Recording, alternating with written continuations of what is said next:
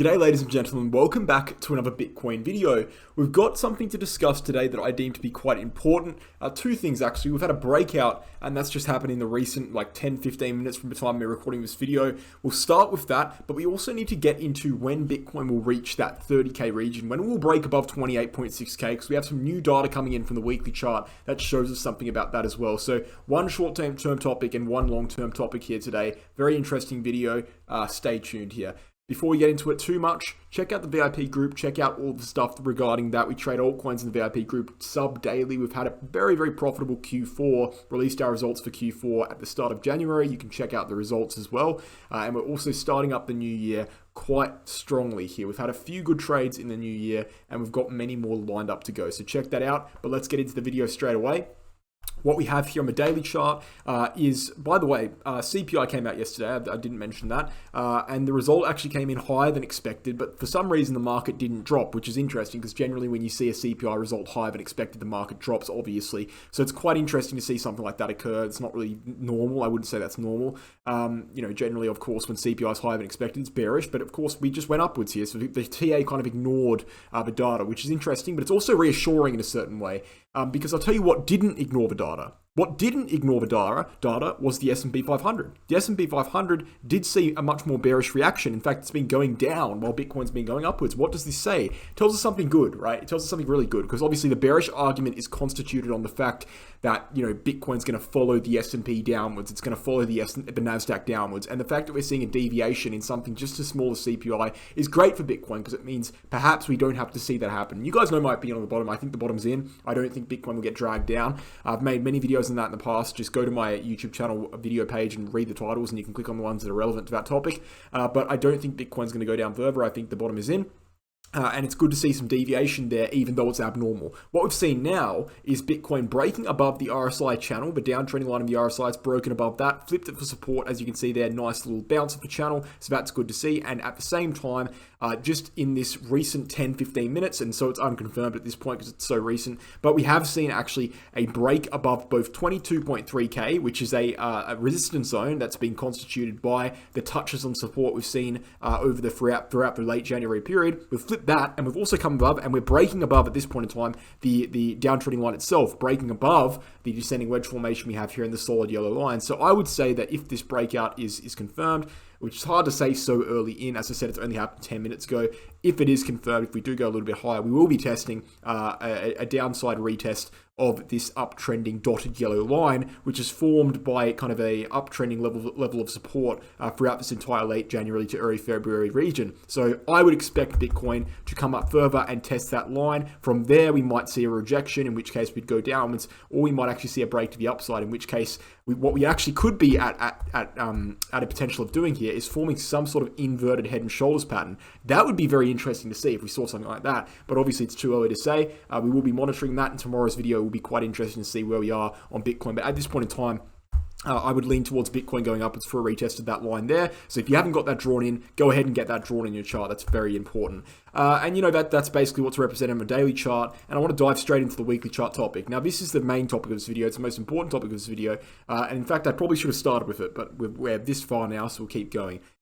Right, the reason why Bitcoin didn't drop down further, and this is something a lot of people aren't aware of, but people who follow this channel, they're very aware of it. The reason why Bitcoin didn't drop down further, even though it had a massive run to the upside, even though it had the second biggest January in its entire price history, 55% move without a correction. The reason why we didn't correct further than we did, the reason why we had a small correction is because we have massive support on Bitcoin as per this pink wedge formation on the weekly logarithmic chart. This is a 2-year long wedge formation stemming from a downside wick in January 2021 and stemming from an upside wick in November 2021, going through and having a few retests on either side. That wedge formation is the thing that held Bitcoin upwards. Why? Because we broke above the wedge, and as we came down in this correction, we found the wedge as support. And what we're actually seeing now is a bullish resistance support flip on the descending wedge formation for Bitcoin.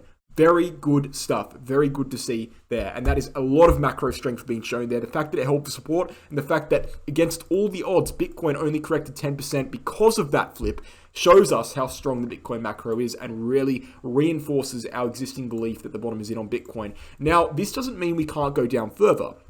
And I'll tell you why. We can go down further on Bitcoin because the wedge is downtrending, which means that as the weeks move past, the support level that we found support on will have gone lower and lower and lower. So realistically, if we consolidate for a week or two, we could see another correction and go lower while still maintaining the bullish macro structure and still holding that wedge. What I actually am looking for right now, and what I'm really looking for, is actually this. I'll show you right now.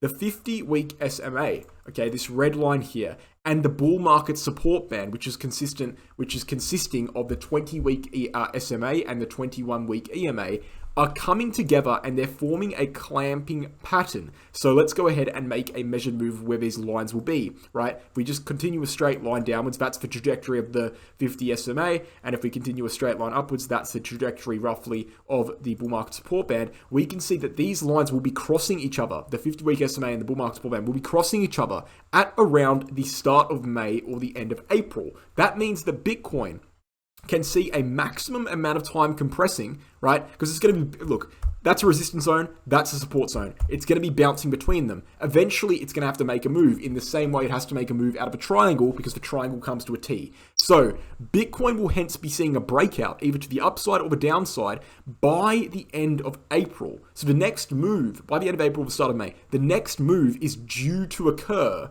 within either next month in March or April. The next 2 months, there will be the major move on Bitcoin, either upside or downside. Now, obviously, me being a bullish person, me thinking the bottom is in, and I'm not saying this because I'm a permabull, by the way. I was bearish all the way down to 15.6K, called the bottom at 16K, right? So let's get that clear. Very, very objective analyst. Me thinking the bottom is in, and with the data that I've been presented by the 4-year cycle theory and other micro trends, I think the breakout's going to be to the upside, right? And this is supported by another trend. So again, March or April will be breaking most likely to the upside, okay? So what this means is that, well, and we can relate this back to a trend we have here.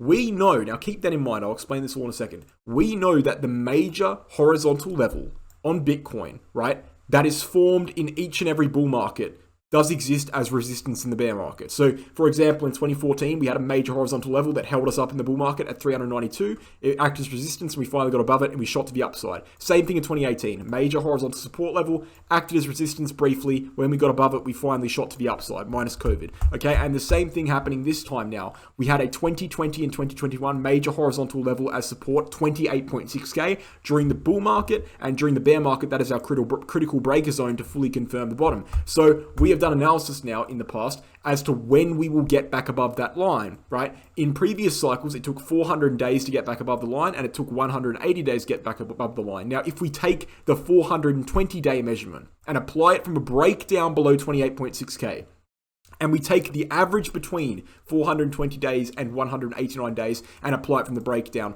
we can see that Bitcoin will most likely be getting above 28.6K anytime between April and July. Now, what did I just say to you before? I said to you that Bitcoin will be breaking to the upside of this current range anytime between March and April.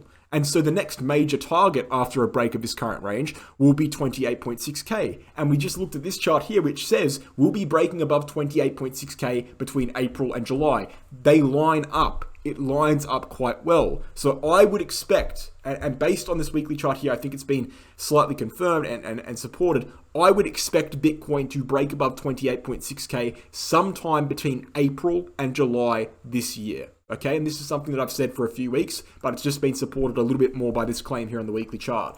On top of this, to make the claim even stronger, what we can go ahead and do is understand that the halving on Bitcoin happens in April 2024. The average gain, okay, between the bottom and the halving is generally, well, look, it was 400% in the first cycle. It was around 200%-ish. I'm being very rough here. It was around 200% here-ish in 2018. So if it was 400% in the first cycle, 200% in the second cycle, we can just, roughly guess that it's going to be halving, right? So we can guess it's going to be 100% this cycle.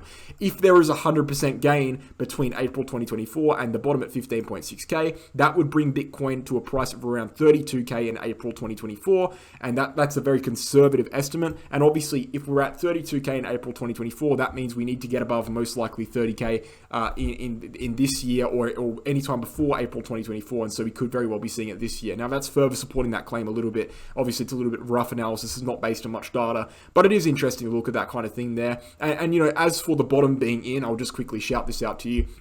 You know, we obviously have the 4-year cycle, we have all that kind of stuff. But another thing that I haven't really looked into too much in regards to the bottom being in is the fact that there's generally around 500 days between the bottom and the halving, okay? And the halving's expected to happen in April 2024. Now, we saw 500 days from the bottom to halving in 2016, 500 days to the bottom to halving in 2020. And if the bottom was in fact at 15.6K, which I expect it to be, then we'll see 500 days from the bottom to the halving in 2024. So it lines up quite well for the bottom to be in, of course. So yeah, look, that's interesting. I thought that was interesting. Now, obviously, these are kind of rough claims to make, but I do think it's supported to a certain extent. I think that Bitcoin will be breaking to the upside, breaking above that 28.6K resistance anytime, you know, between April this year, July this year. Now, obviously, again, it's rough estimates, so it could be a month or two, you know, on either side, could be a little bit later, because we're just really basing this on preliminary data. If we look at, you know, the differences in days between this cycle here, this first cycle 420, and the second cycle at 189, we can see that it's not exactly the strongest part of the 4-year cycle. It's a very weak trend, but just taking averages and using heavy speculation and understanding that there is sufficient evidence to claim that the bottom is in, we can go ahead and make a claim, something like that. You know, maybe I'm expecting personally Bitcoin to end the year in that mid 30K region. That's what I'm personally expecting. The mid 30K region is where I think Bitcoin will end 2023. I think that's supported. But we'll look into those claims a little bit more in other videos. I just wanted to introduce it to you in this video so you're familiar of it by the time we get to it in future videos, but I thought it was pretty interesting to look at. So without further ado, guys, we'll end the video there. So guys, check out the Crypto Academy courses if you want to learn how to trade. We've got a 10-unit course there called the Become a Trader course, and hence, you know, in the name there, you're going to become a trader if you complete this course. And that's the intention of doing the course, to become a trader, whether it be a casual trader, whether it be a professional trader. That's why we created this course, myself and Megaware Crypto. You can read up on the course in the website link below. We've got 90 students. We haven't really had any negative feedback, only real positive things to say about the course. Send us an email and ask us any questions if you have any, and we'll get back to you swiftly. We also have the Bitget Exchange, the best way to help the channel by far. Definitely supports me as a creator here, giving you guys content on a daily basis. It's also supporting yourself because this exchange has 5 times lower fees than Binance. It's non-KYC, which lines up with the fundamental values of cryptocurrency. Many other reasons to sign up. If you sign up using my referral link specifically, which you can find in the link comment and prediction, if you can find in the linked comment, sorry, I can't speak, and description below, you'll get access to a 15% discount on trading fees and access to a reward center with over 5,000 USD in rewards that you can claim by completing some tasks there on the exchange. So thank you for watching. Hope you enjoyed, guys, and I'll catch you in the next one.